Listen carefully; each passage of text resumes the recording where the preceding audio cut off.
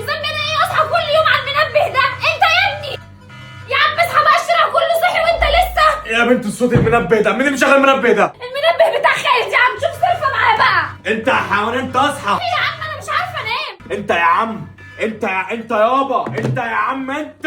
في ايه؟ اصحى يا عم حرام عليك، ده البلد كلها صحت من المنبه بتاعك وانت لسه نايم. ده مين العرسه اللي بتصوت دي؟ يعني انا صحيت من صوت اختك وما صحيتش من صوت الازعرينه اللي انت عاملها لنا دي، وصحيت البلد كلها بسببك؟ ايه ده، هو المنبه رن؟ ده التليفون انفجر، ده البيت كله صحي بسبب المنبه بتاعك ده وانت لسه. يا عم ابعد العرسه دي من وشي. يا ابني المنبه بتاعك رن، قوم خلاص شوف انت عندك ميعاد ولا ظابط منبهك ده على ايه؟ نصبته على الساعه 10. امال بيرن سبعة عليه، بتقلقنا ليه؟ يا عم ابعد البت دي عني بقى، وبعدين سيبوا المنبه بتاعي، هو صحاكوا انتوا. امال احنا واقفين فوق دماغك بنعمل ايه؟ سيبوا المنبه يرن وامشي. التليفون ده كده؟ لا سيب المنبه.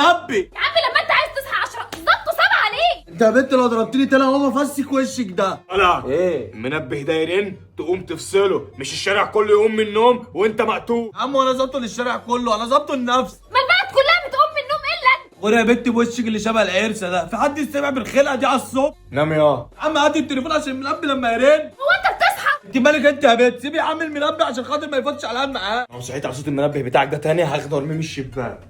ناس غريبه، المنبه انا مش سامعه اصلا.